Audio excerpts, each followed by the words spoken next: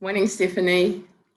Well, good morning, everyone. My name, you did pronounce it right, Stephanie. I'm Angela TuiSamoa. I'm from the Backbone team in the Community Empowerment section. And today, Christine and I are both on at the Griffith campus in Logan.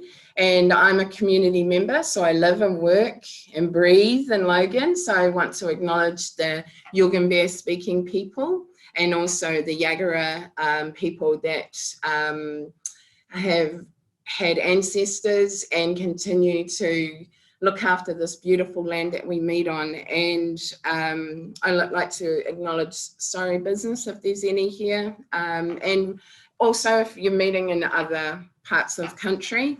And to pay respect to all the elders that are with us today, but also the ones that we're working with in regards to Logan Together and the elders in training. Thanks, Ange. Yes, we building on the wisdom of the generations before us, looking after Jarjum, and Logan Together is a collective impact movement that's focused on having the best possible life available for children in Logan. It's a child development project, but it's about individuals, families, children, businesses, the community sector, and governments all coming together with shared aims. And there's, at this stage, we've got, we're 5 years through our 10-year backbone plan. And so there's plenty of opportunity for people to get involved. One of the things that we've done recently is within the movement is the development of the Logan Children's Charter. If people aren't familiar with it, you can access it via our website or the council website. But where Ange and I are particularly focused is that active participation of young people's voices in deciding what should be happening in Logan. A big piece in coming together and looking at what will make a difference for future generations is where do we invest? And the research shows that the earlier you invest in making a difference for good outcomes, the better. So those prenatal programs and in the first 1,000 days, that's a big focus. So in collective impact, it means coming together, working out what makes a difference, and investing well. So just what really excited me about when I saw that this conference was happening, when you talked about smashing silos, and this is what Logan Together is. So it's right here, right in the Beanley area, and that's what we're, that's the aim of this collective impact movement, is to and gather more services and community to have an equal voice. So this diagram here is a way to try and explain the governance of Logan Together, because to be fair, you can say getting rid of silos, but it's a really tough job, because we were all being conditioned to work like that. And I remember yesterday when Chris said things about our funding structure, it doesn't support a collective impact, or it really does support silos. So here you can see we have little pieces of pie that are equal, but right in the middle is our anchor, which is Warrayaragu, our First Nations port of call for us as a movement. So in the middle there is a little wavy bit. It represents the rivers, and the river in Logan, the rivers. So the two sides, we draw wisdom from service providers, traditional owners, and people that have put their hand up and said, look, Jarjum do matter to me, and I want to see life for Jarjum to be better than what it is currently. So that's when we draw on their wisdom, this is what their focus is. And so there's some layers there as well. Christine and I are in that support function of the backbone. But you can see here, service providers, government, and also our leadership table, they're the ones driving, and we want, and community. Our community groups we all want an equal voice within projects and things that are happening. And you see down here in the bottom, there are many projects going on, and the function of the Backbone team is to support those projects and to provide provide support. So this is one way of showing that those actions. So those little purple octagons are about doing things. And so the roadmap that was set early on in the Logan Together journey was, well, what are the sort of things that we need to do to make a difference for children in Logan? So this is a very busy representation, but it's just one example of the priorities that have been set, where the projects and the movement is focused on trying to make a difference. And also there's a bit there on how to measure, what's success, or knowing that we've moved that needle in development vulnerability for our children 0 to 8, we've got some things up there that we can measure against. But where Ange and I really live is about ensuring that all of the projects, all of the planning, all of the thinking about how well we've done when it comes to reducing developmental vulnerability in Logan is around the community voice, making sure that in our governance structure, which we showed you earlier, that community are in the driver's seat, that where there's services in Logan that are addressing the family's needs, that the voices of families, of parents, of carers, of children are influencing how those services are delivered. And then at the Logan community level, how do ordinary people have a say in the decisions and the investment that happens? So we see that the opportunity with collective impact and our governance structure is a democratization of what's happening for families in Logan.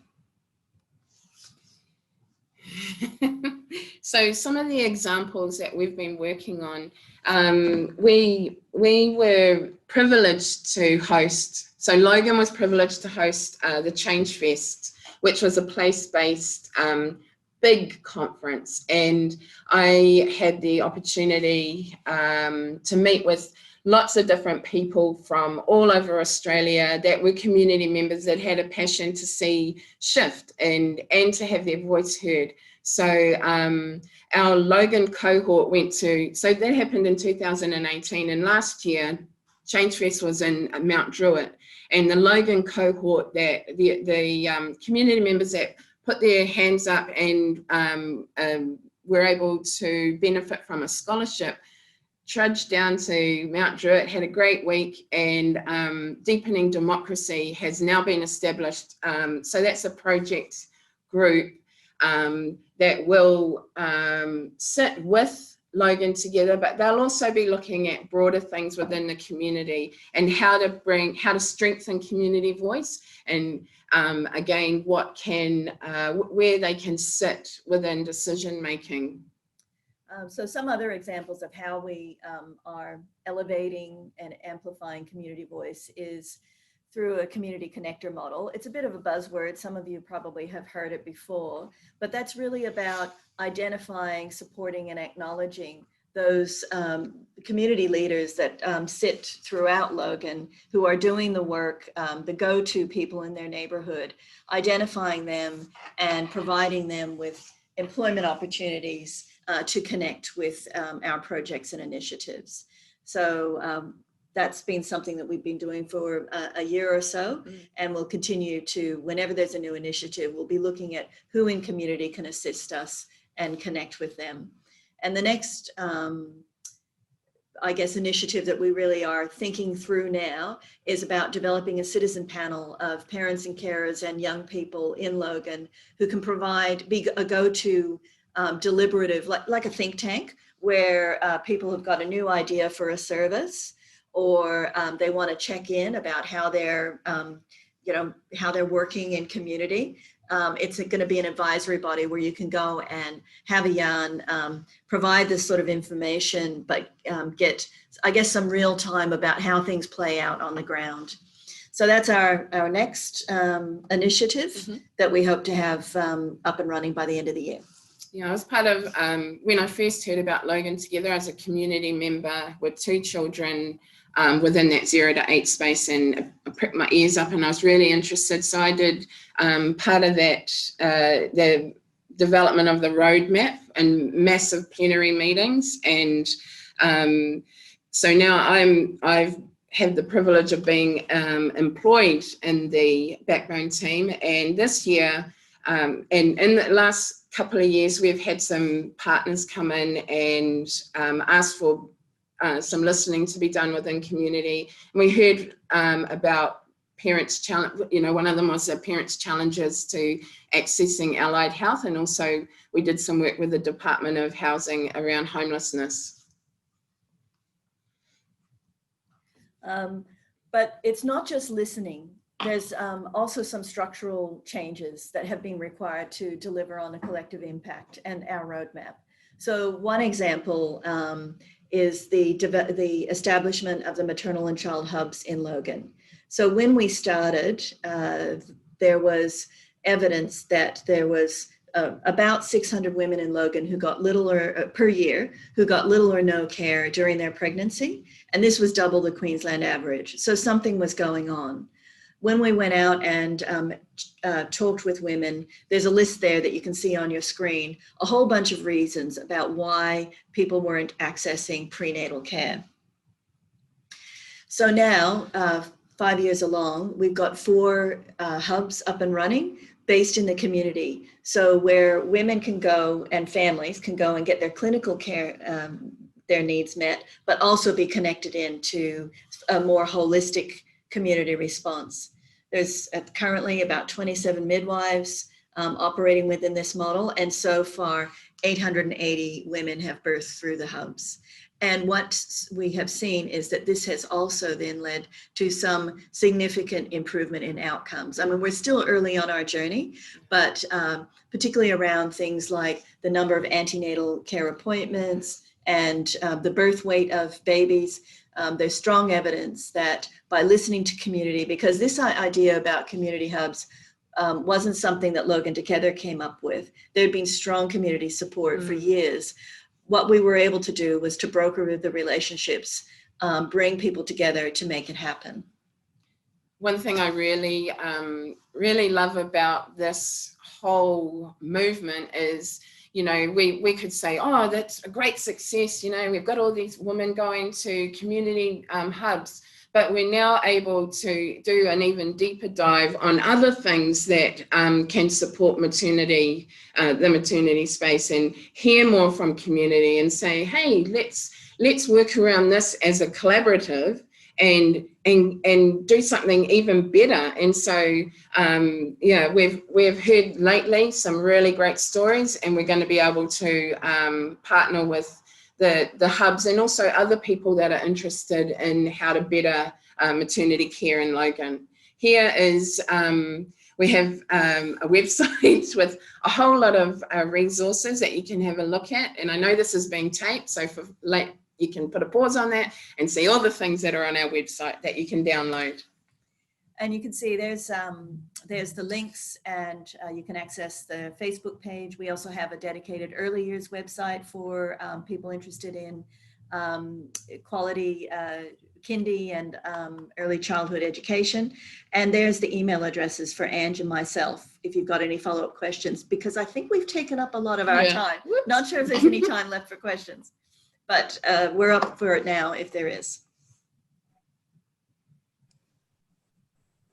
Thank you, Angela and Christine. That was fabulous. Absolutely. There's so much more. There's just one more thing that I wanted to say about all the work we've been doing around the gateways, the community gateways, because when I heard Chris yesterday, and I was like, oh, yes, we could fit that in, because we did talk with Anthony around, and just all the exciting stuff that we get to hear about, just being in this kind of collective impact world and hearing what's happening in other places and how we can all join together with the Australia Together. Oh, I'm so excited. And I love it. I absolutely love that you guys did this. Yeah, and look, I think it's quite, what I love about the collective impact sort of movement is it engages whole of community, and it's so focused around prevention and reducing those community risk factors. And I know with the work that I do both in Victoria and Tasmania, that collective impact movement is growing. And I know that quite a few of the organisations that I work with have referred to the Logan Together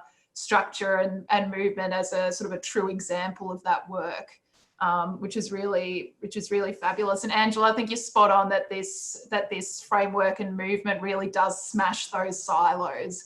It really, really does. And it is a way of operating and working and supporting community collaboratively. So well done on the amazing work. And Wendy has just mentioned in the chat, great information. Thank you. So thank you. That was really, really fantastic. Some great information there, which we'll share with everyone, including your contact details. So thank you so much. See you later. Have a great day, everyone. Thank you.